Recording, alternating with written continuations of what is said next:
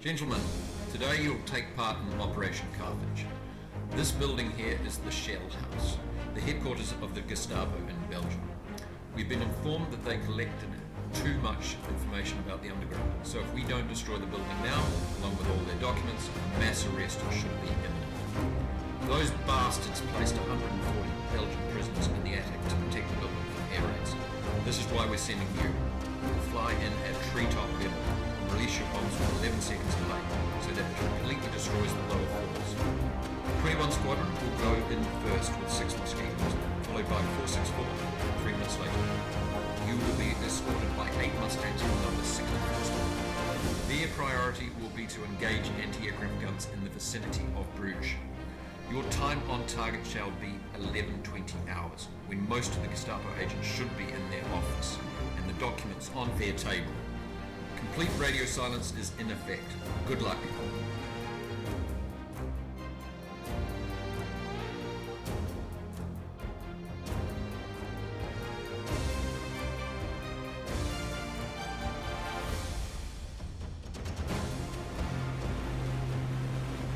Alright, g'day everyone, Platter Pilot here with mission number 8 of V for Victory, the World War II Mosquito campaign by Reflective Simulations, and we are taking part in Operation Carthage.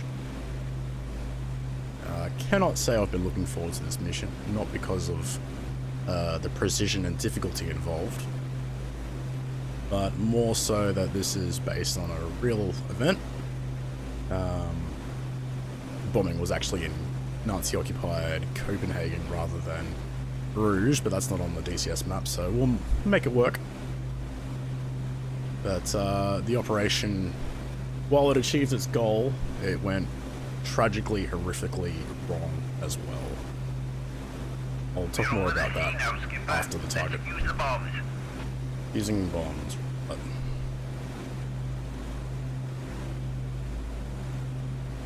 Roger, bombs fused. Bombs are fused. But yeah, the plan is to cut across the channel, pretty much straight headed for Bruges at wave top height. We'll roll in on the canal that leads to the city centre, and we need to basically drop our bombs through the front door of the shell house that's housing the Gestapo HQ, as well as a lot of Dutch resistance prisoners.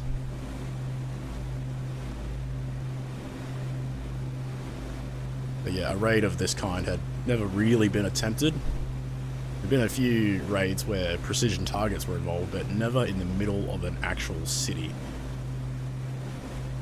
So, I believe the Dutch resistance asked the RAF multiple times to do this raid, and the RAF turned them down multiple times because of the likelihood of collateral damage, but the situation became dire and their hand was kind of forced.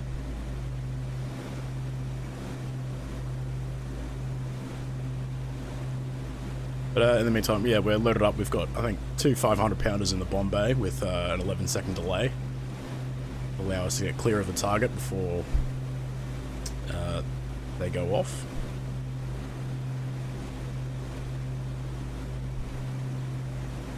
As for the target, we'll have a look at some of the aids involved. So that's our route there.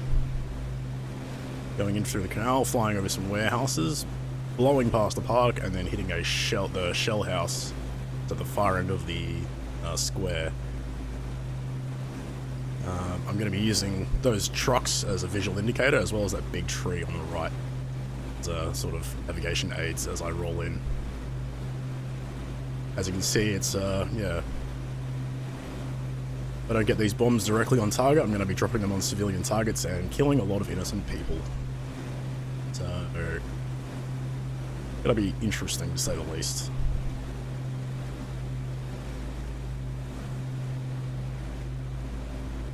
Yeah, we've got a lot of Mozzies formed up behind us. I think it's 3 waves that are involved. And we are the first wave.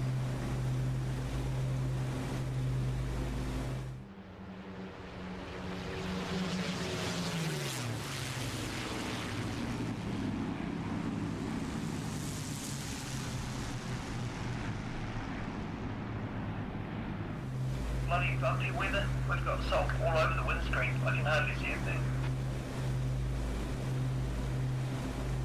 I can't even open my bloody pen streets, sir. I'm afraid I'm a little groggy too. Well, that's what happens when you get Blotto in the mess. Yeah, point of order. We are well over halfway through this campaign, and I realised after recording last episode that I've been calling the navigator Daniels this whole time, and that is absolutely not his name. His name is David Williams, not Daniel Williams, like I thought. So I'm going to try and remember that. Sorry, David. My bad. But, yeah, you shouldn't be getting drunk in a mess. Bad navigator.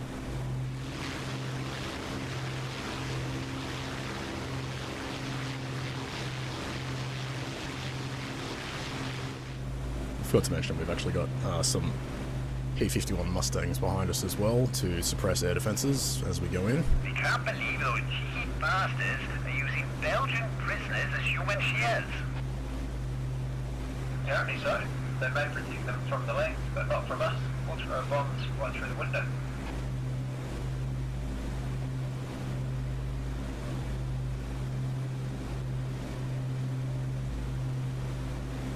It's worth mentioning, you want to see a really, really good movie about this operation, check out The Bombardment on Netflix. I think it was also called Shadow in My Eye in like an international release. But yeah, be warned, it is absolutely not a feel-good movie. It's pretty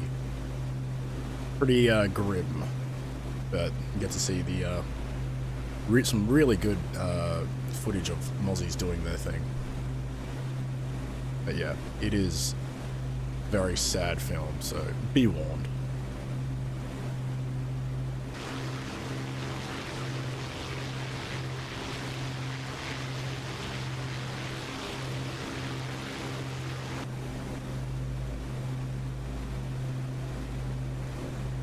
Let's go over a navigation plan once again, sir.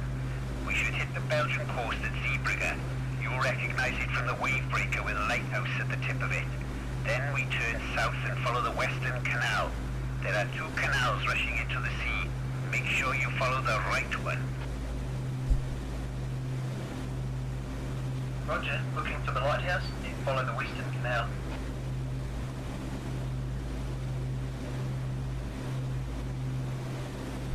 Is that the right canal or the correct canal?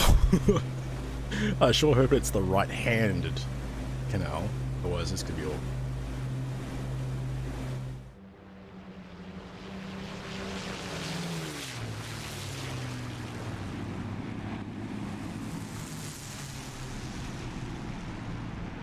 I think that's it.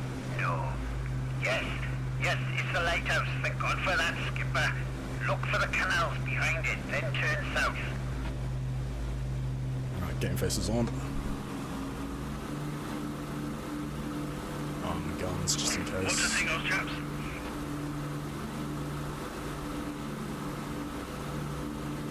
Blast, there's a patrol boat over there.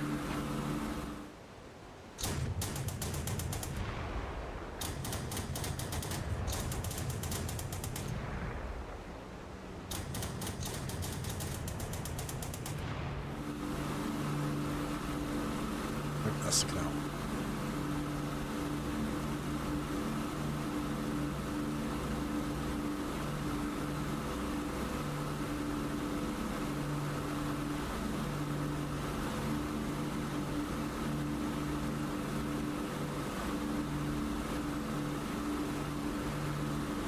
Opening Bombay doors.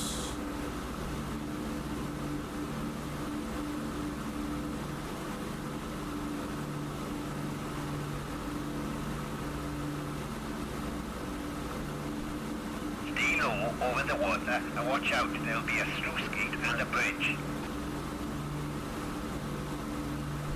Okay.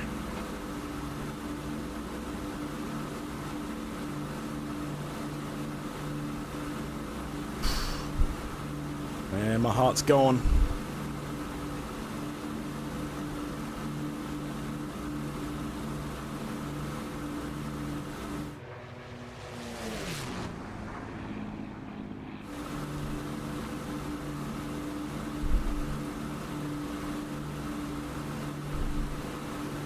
Right, so After the next bridge, we warehouses, park. We should pass over a large warehouse on our left and overfly the eastern corner of a park. This path should take us over the main square. The shell house is the tallest red brick building on the far end. Roger, large warehouse on our left, a park on our right, then straight onto the main square. So there's the large warehouse. I want to overfly that one on the right. Tall brick building. That's correct, sir. That's it. There's the building. Steady. Bombs are gone. Bombs away. Take this, you bastards. Steady. Bombs away. Take this, you bastards.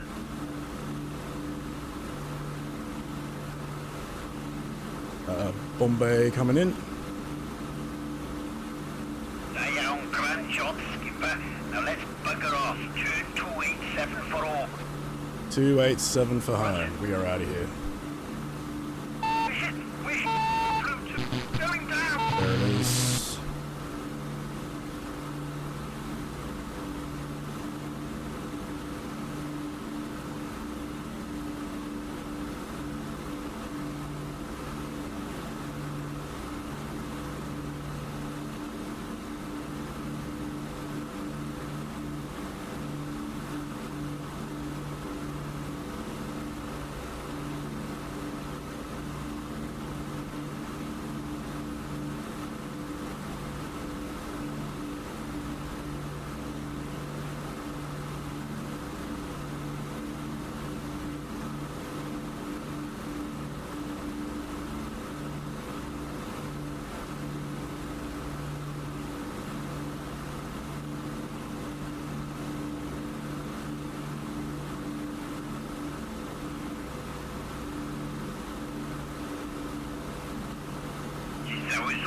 Let's get down into the weeds, sir. Their bloody machine guns are everywhere. Yeah, you're telling me.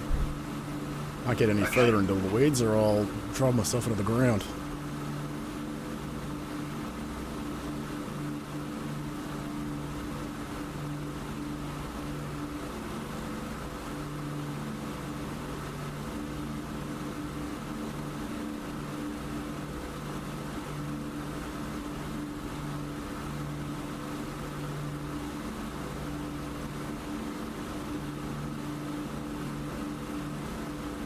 Oh, Christ. Jesus. Looks like it's gone off to the wrong target. Oh, bugger.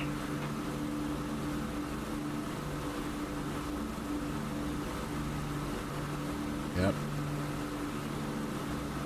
Didn't want to spoil it for you, but the second wave of so one of the Mozzies in the first wave crashed. Crashed into a school as they were rolling in on the target, and the second wave saw the smoke trail coming from the school and was like, all right, that's the target. And they all slammed their bombs into a school and killed about 100 kids and teachers. Probably one of the biggest tragedies associated with the Mozzie, unfortunately. There's the coast. We made it. Thank God for that.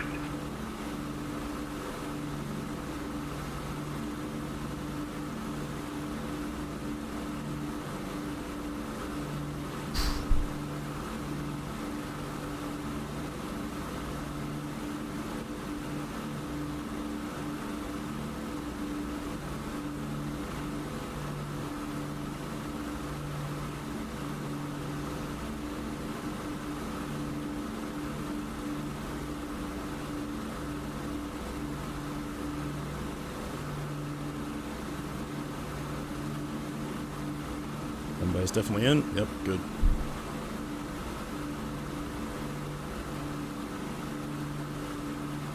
Alright, I think we're good.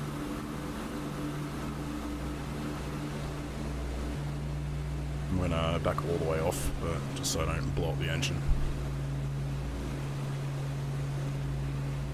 How's that feel done? Yeah, we've still got plenty. Oh man. 2 Army nurses who helped care for our wounded soldiers in the South Pacific are now back in this country. For their story, Admiral Radio again takes you to CBS Washington. Don Pryor reporting. I met a couple of girls yesterday out at the Army's Walter Reed General Hospital. They had a story to tell, so here they are. They're Lieutenant Marguerite Cooney of Worcester, Massachusetts, and Lieutenant Helen Burns of Wallingford, Connecticut, both Army nurses. They just got back to the States after 22 months abroad. How'd you happen to get in the Army, girls? We both joined through the Red Cross in 1940. We volunteered for 1 year. That was Lieutenant Burns. You say you volunteered for 1 year, but it's well over 3 years now.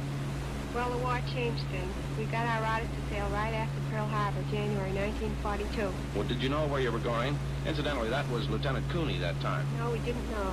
Well, most of us guessed that we were going to Australia. That seemed like the most logical place. And you were right?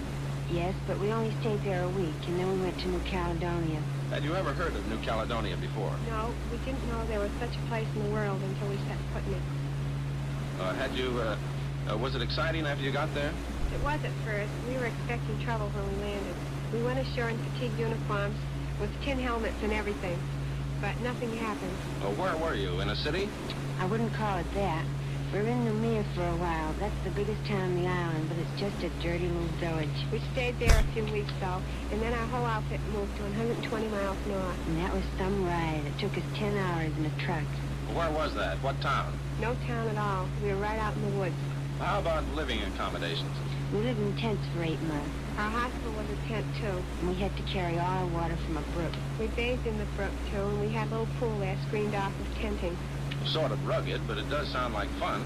It was, but of course we got pretty homesick now and then. After the first 8 months, we got the natives to build us some grass houses. You could have a house built for about $25. They were all right, too, until I got too full of rats and mice and things. Did you handle very many casualties? Not for quite a while. Finally, all the boys who were with us at first were sent to Guadalcanal. But we had plenty of casualties later. After 14 months, we moved again, not far from Noumea. We received many from the New Georgia and Russell Islands. Were they good patients, mostly? Most of them were very good and very appreciated. Speaking of getting back in the States now, after 22 months, how did it feel to get back? Wonderful. It's funny how the little things impress you most, like bathtubs and being able to walk into a store and buy something. But the thing that surprised me most was the fact that rationing wasn't nearly as bad as I thought it would be. My friends had written about how terrible the shortages were. And how about you, Lieutenant Cooney? What impressed you most? Women running streetcars, buses, and so many of them in work clothes. I'd heard about all those things, but I really wasn't prepared for it. Do you want to go back out there? Yes, I do. I was terribly anxious to get back here, but now I feel kind of restless and lost. I suppose I'll get used to it after a while. Yes, I suppose you will after a while. That was Lieutenant Marguerite Cooney and Lieutenant Helen Burns, Army nurses just back from the South Pacific. Oh, I think I needed that. Oh man, that was intense and stressful, and my heart was going quite quick as soon as we got past that lighthouse. Oof.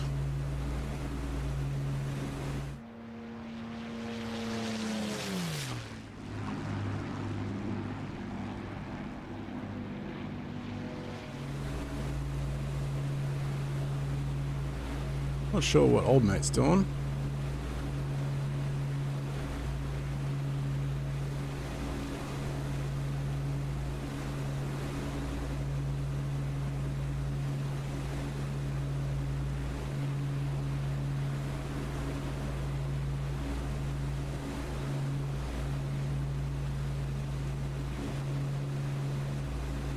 Just realized I can probably follow the needles home. Yeah, there was a lot of machine guns around, but I think we got hit. Which, honestly, I wasn't really expecting to. Going flat stick as we were, that low.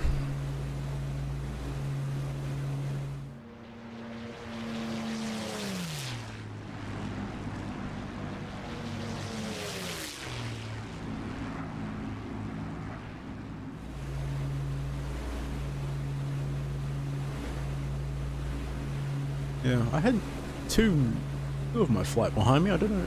I saw that Mozzie going up, and I don't know where he went. Maybe he had engine trouble and decided to gain some altitude before bailing out, but he should have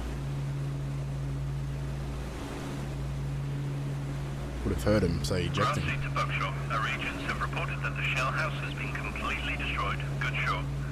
Unfortunately, some of the Belgian prisoners also perished, and it looks like some of the bombs hit a school building. 86 children and 13 adults are dead. I hope to Christ this war's going to be worth it. Yeah. It's a crying shame. But look at it this way, sir. If we hadn't destroyed the building, a lot more people would have died. I'd certainly like to think so. What is it they say? War is a nasty business.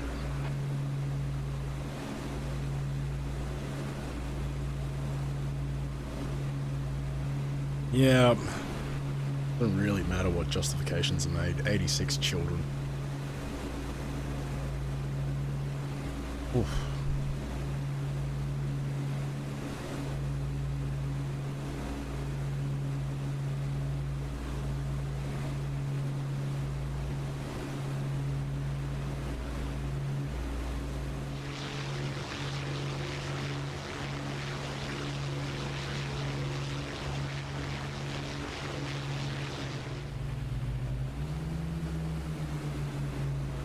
Switch over the mains. Turn on the fuel pump and turn on the transfer valve. We'll fill up those wing tanks. We're probably not going to need them. Should start seeing those needles start going up.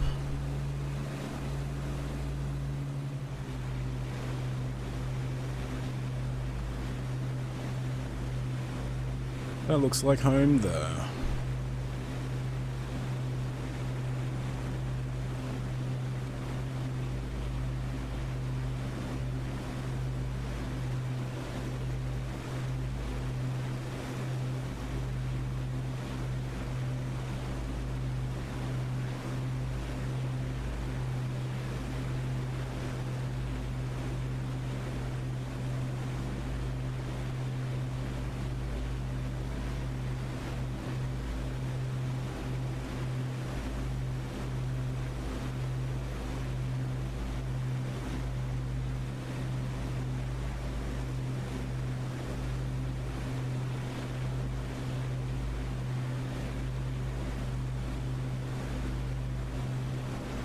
There's a green flag clearing us for landing. Clear off some of this speed.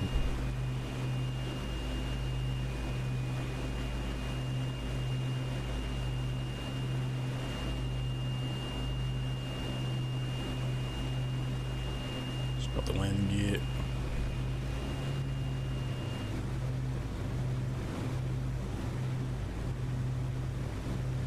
Landing checklist. Fuel. Tanks checked. Radiator. Open. Brakes. Off. Pressure checked. Gears. Down and locked. Mops. 2850. Flaps. Full. Flaps coming down.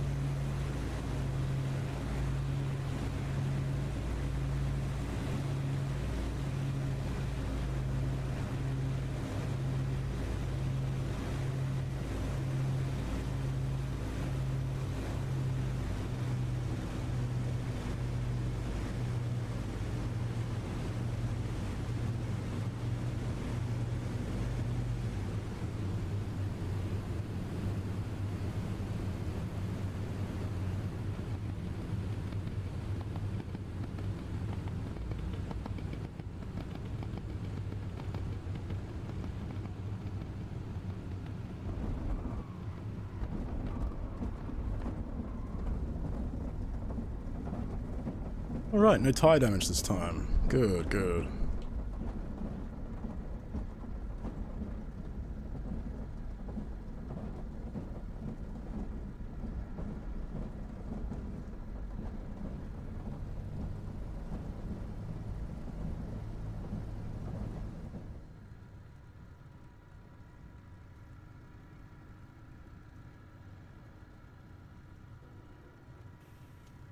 Right.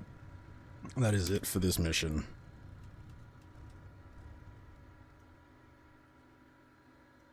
Man, yeah, man. Sobering experience, sort of, taking part in...